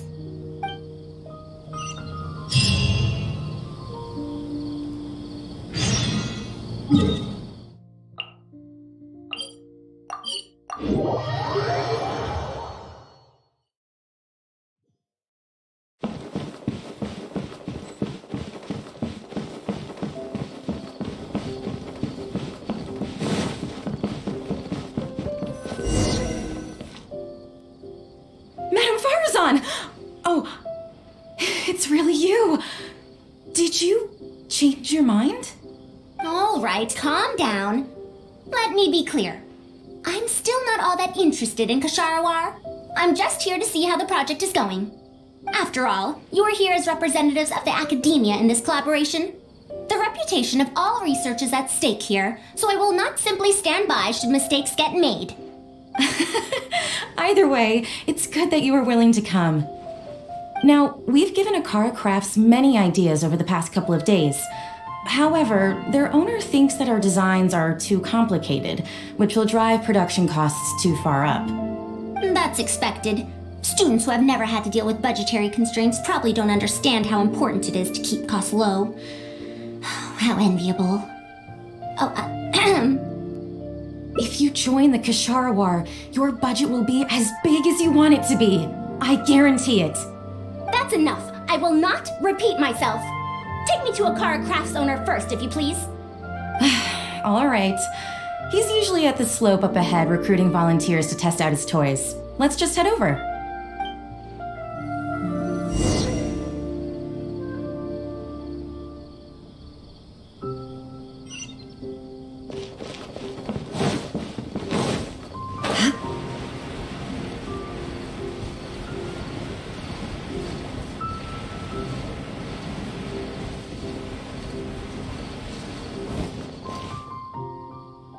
Mamdu, the one I recommended is here.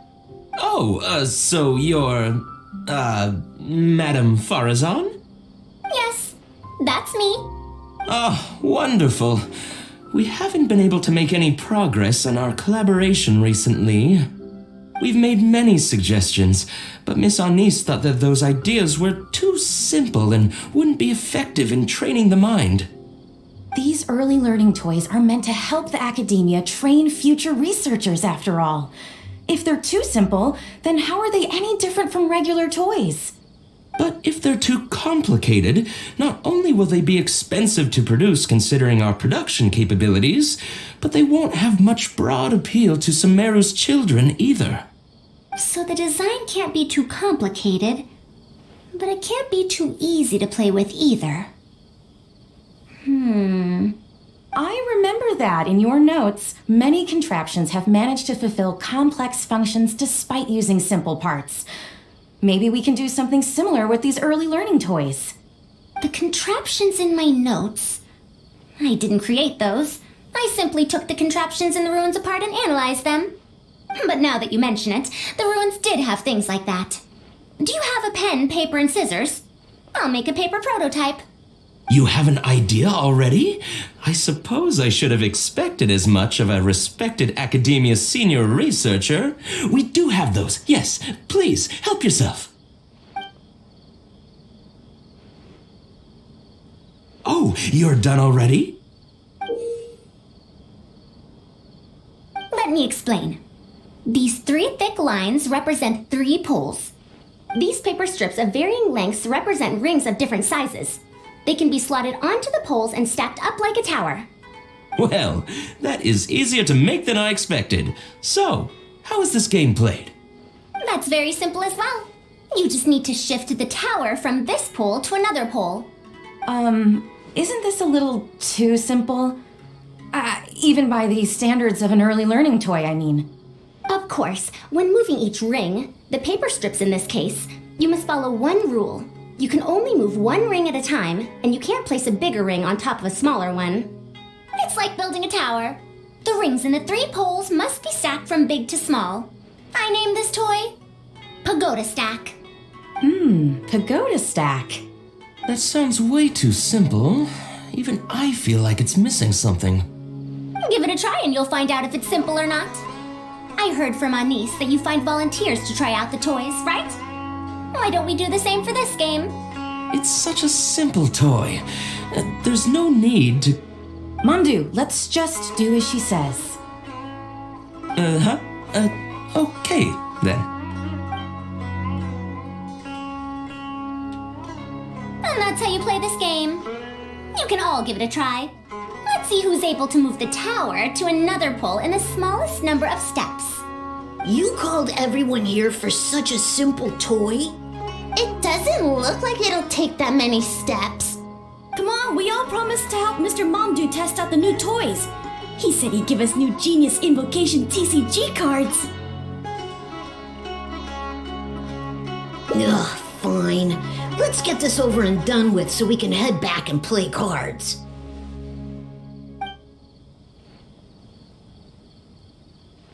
Done! It took me 19 steps. Huh? It took me over 20 steps. I only needed 18 steps. Not bad. Looks like you're all familiar with the rules now. Then let's increase the difficulty. The next tower will be 5 layers tall. Now then, give it a shot. Wait, there's more? Well, since we're already here, why don't we just give it a try? An extra layer shouldn't make it that much harder, right?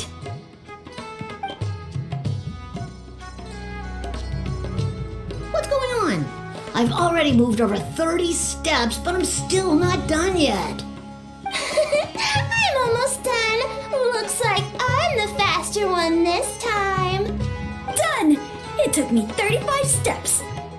What? How? This pagoda stack toy is pretty fun to play with. Good. We'll try it one final time. This time we'll add 2 more layers, making 7 layers in total. Mandu, we've still got quite a few paper strips here. Why don't you give this a go as well? Do you need that many steps for something this simple? Let me try. Madam Faruzan, allow me to try it as well. You were looking at it quite seriously just now. Are you starting to understand the principles involved? I think so. If you want to test out your hypothesis, you'll just have to play and find out.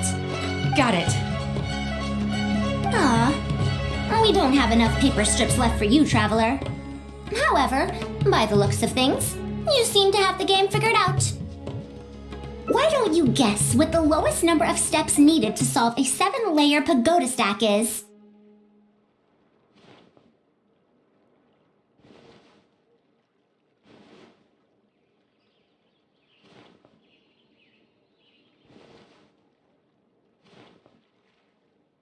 What a shame. You were close.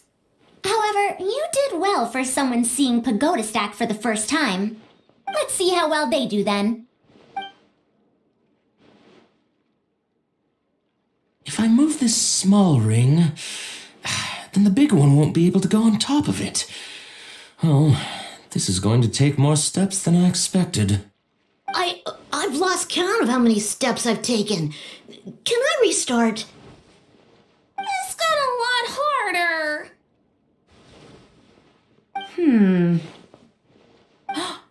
I solved it! Madam Faruzan, it takes 127 steps in total. That many? But there are only 7 layers. For every extra layer in the pagoda stack, the move order you need to consider becomes much more complex, and the number of steps required will at least double. More accurately, it will require double the steps plus 1 each time. You did well. You didn't underestimate the principles behind it just because it's an early learning toy. The complexity of any given contraption isn't determined by the number of parts it has. The way the parts interact and the rules behind how it operates are important too. Oh, I see. see. No wonder you emphasized in your notes that no contraption should ever be underestimated. I see. So even a simple toy can become complex with the right set of rules. That's right. The rules used for Pagoda Stack are the simplest kind when it comes to ancient contraption making techniques. I could spend some time picking out all those machines that do something similar and write you a reference book. Once that happens, you can give the volunteers the reference book and paper prototypes and find out which toy is the most popular. Do you have any other toys? Yeah! When can we play with them? In about 2 days or so, I think. Anise, if you're free, can you help me with the illustrations for the reference book? Of course. I'd be honored. 2 days should be enough for us to find more volunteers. Then we can organize a huge conference here, at which we can announce which toy we'll be making. You'd be most welcome. We need more people to get a healthy range of opinions. The more, the merrier. Thank you for coming here with me today. I'll walk back with you.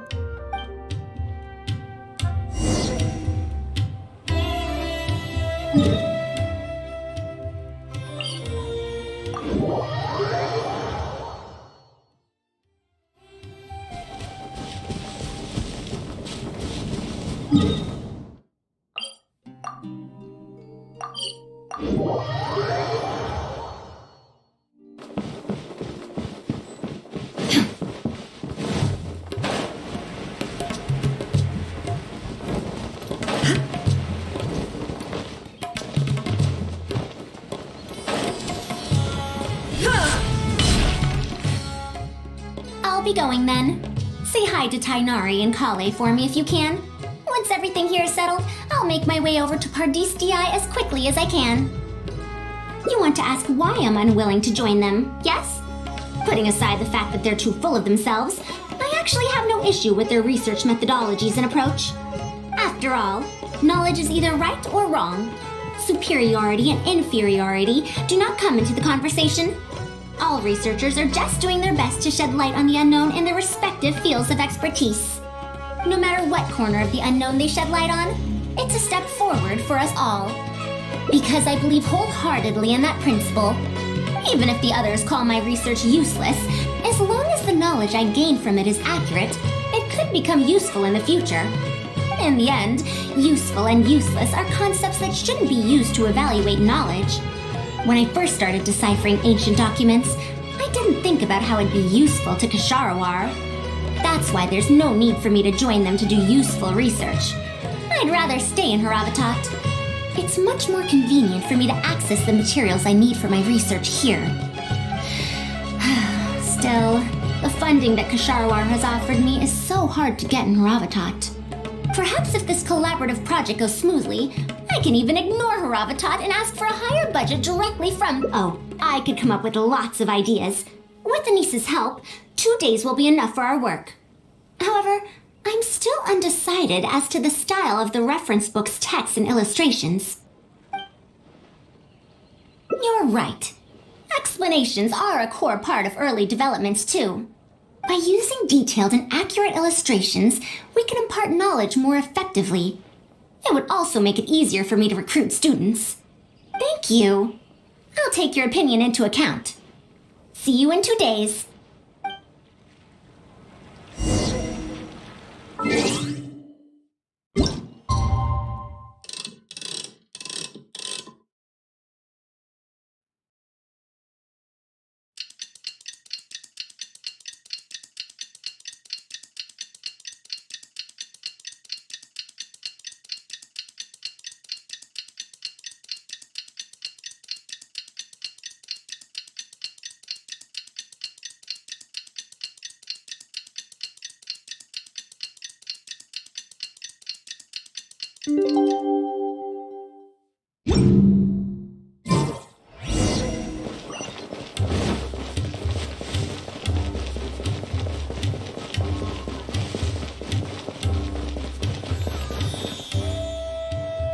Oh, you're here.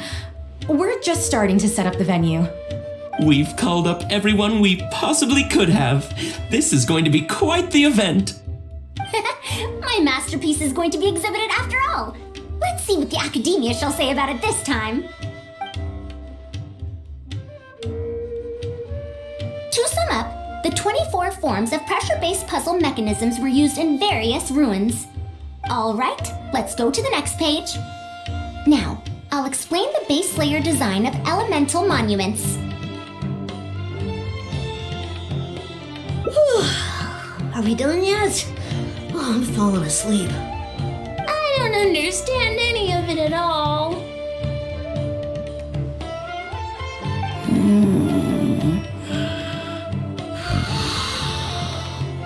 Are these really toys? They sound a bit too dangerous to buy for children. Oh. Well, we've prepared paper prototypes for everyone.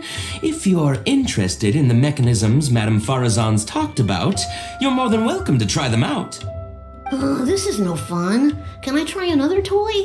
I want to go home and play Genius Invocation TCG.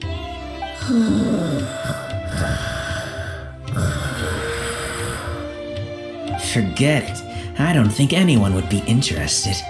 I should go home and take care of my children.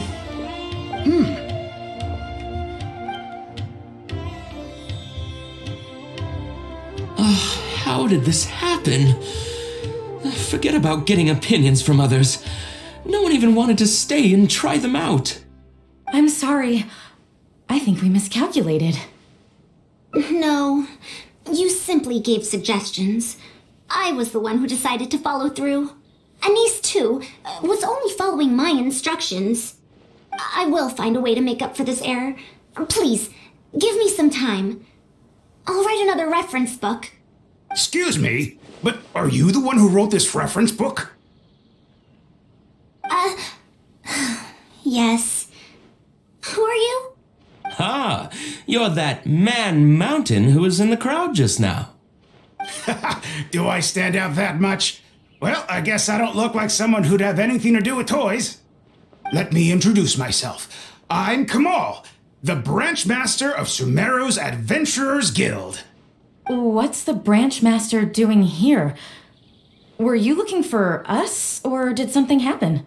I came to Port Ormos to visit some old friends. On the way over, I saw the booklet you were handing out, so I came to take a look. Can you print a few more copies of this booklet and sell them to the Adventurers Guild? Also, could you make full-fledged models of those paper prototypes and sell them to us as well? What does the Adventurers Guild want with these toys?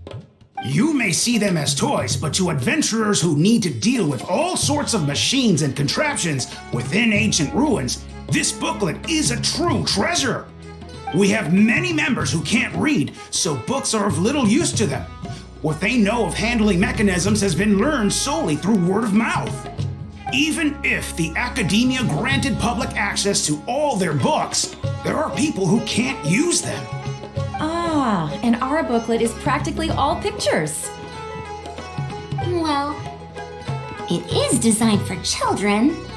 It might be a bit too difficult for children, but it's perfect for adventurers. Also, those paper strips, you call them paper prototypes? If you can make wooden versions for demonstration purposes, even the most illiterate person would be able to follow along and understand. If we can supply a model set for each branch, and if each adventurer carries a booklet with them, then ruin exploration will become much safer. You really think so? I mean, yes, I always knew it. Knowledge will always be needed, one way or another. Making models of contraptions for the Adventurers Guild? To be honest, that sounds like a good avenue to explore to me. We'll probably have to send in a separate application, but it shouldn't be an issue. After all, this concerns safety during the exploration of ruins. It's a problem that the academia is actually trying to address as well. Then let's cut to the chase and discuss the details of our first order. The amount we're offering to pay in advance is this much.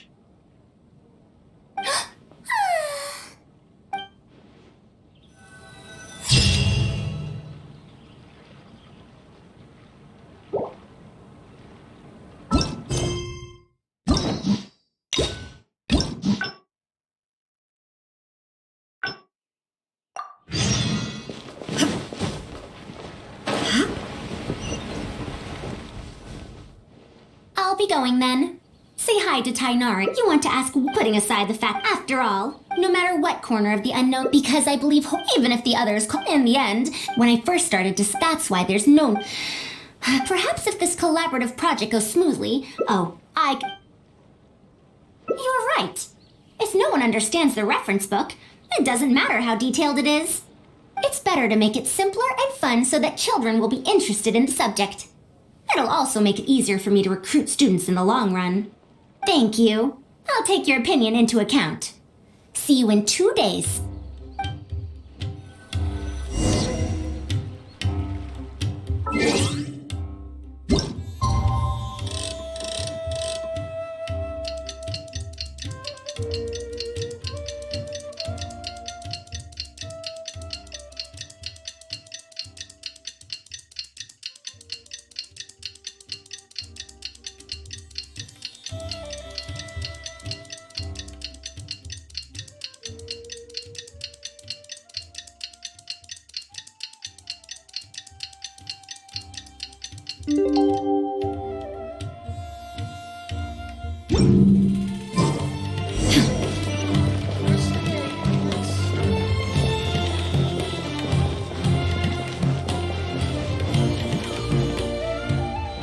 Oh, you're here. We're just starting to set up the venue. We've called up everyone we possibly could have. This is going to be quite the event. My masterpiece is going to be exhibited after all. Let's see what the Academia shall say about it this time. And if we activate this little mechanism just like that, a Sumeru rose will appear at the top of the cane. Oh, I see. I thought it came out of thin air. It's amazing. If the mechanism was bigger, you could make a rabbit appear, right? Then you can't use a cane. Could you switch it out with a hat or something? You're applying what you learned creatively. Not bad. Let's look at the next page. If you fold an origami bird like this, it'll fly further and more stably. Whoa, you can make a mechanism using just a piece of paper? The principles at play are even more important than the parts that make up a mechanism. These are pretty cool. I'm tempted to try them out. I'm not that interested in toys, but if they'll be beneficial for children's development... Everyone, we have paper prototypes and craft materials that you can use to make your own toys. Come try them out. This is such a well-prepared event. I'll give it a go. But we want to play too! It's fine. We have a lot of paper prototypes and craft materials. All feedback is also welcomed.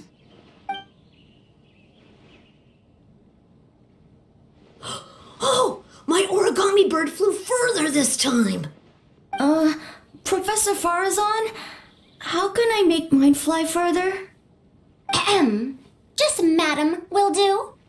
Maybe in the future, you may indeed get the chance to call me Professor. You may wish to pay attention to these few details. Here, for example. All right, try it again. Wow, it really did fly farther! Madam Faruzan, will we learn origami at the Academia? Of course you will. If you become a researcher, you can explore any field you like to your heart's content. In the future, if you want, you can even become one of my students. But Mom and Dad said that there are 6 Darshans in the Academia. Wait, was it 7? Which Darshan teaches about mechanisms in origami?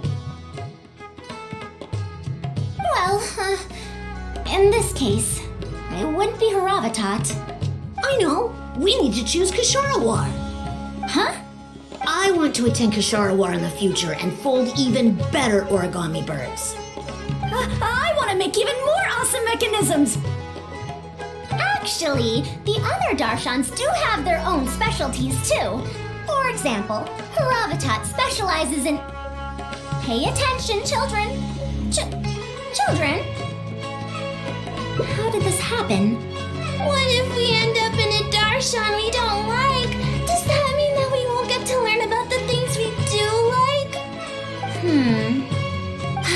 No, that won't happen.